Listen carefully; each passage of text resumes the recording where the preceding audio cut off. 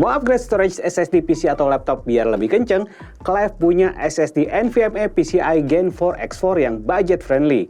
Harganya 600 ribuan dan SSD ini punya spesifikasi di atas kertas yang lebih tinggi untuk read dan write speednya kalau dibandingin sama Kingston NV2 yang pernah kita review juga. Tapi sebelum buru-buru pilih SSD ini, kita review dulu ya biar nggak nyesel atau salah beli.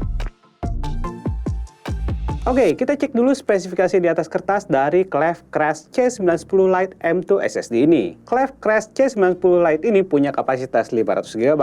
Tersedia juga kapasitas 1 TB, 2 TB, dan 4 TB yang bisa dipilih sesuai kebutuhan. Nah, interface-nya NVMe PCIe Gen 4 X4 dengan form factor M2 2280. Panjangnya 80 mm, lebarnya 22 mm dengan bobot 7 gram. Nah, SSD ini menggunakan controller Ryzen E21T dengan 3D NAND flash. Di paket pembeliannya, selain box dan mika plastik pelindung, kita cuma dapat SSD-nya aja ya, tanpa heatsink, baut SSD, ataupun kelengkapan lainnya.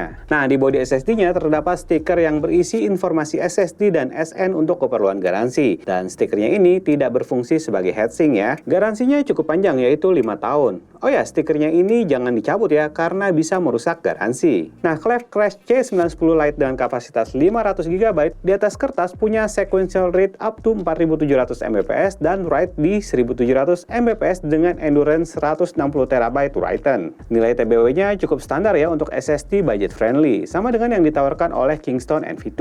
Tapi nggak perlu khawatir ya, karena SSD ini punya masa garansi 5 tahun.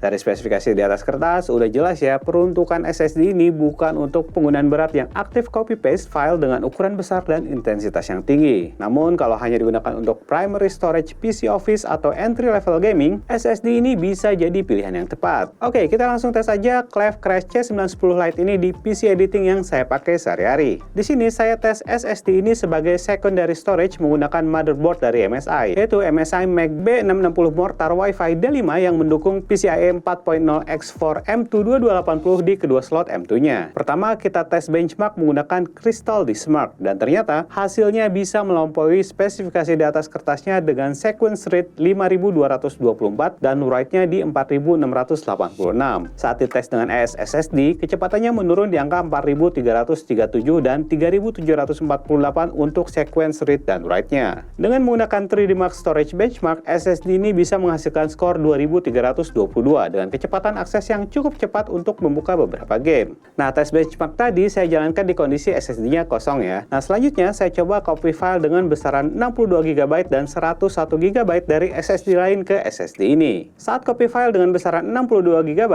di awal copy file bisa mendapatkan kecepatan hingga 2,7 GB per second. Namun di angka kisaran 80%, kecepatannya turun menjadi kisaran 740 MB per second. Dan ketika copy file berikutnya dengan besaran 101 GB, kecepatannya stabil di 740 MB per second. Dari tes ini kita bisa tahu ya, kalau nilai SLC cache dari SSD ini ada di kisaran angka 50 GB atau 10% dari total storage-nya. Jadi kalau dipakai buat OS Windows, bisa lebih cepat untuk kecepatan data read dan write system selama masih di bawah kapasitas 50 GB.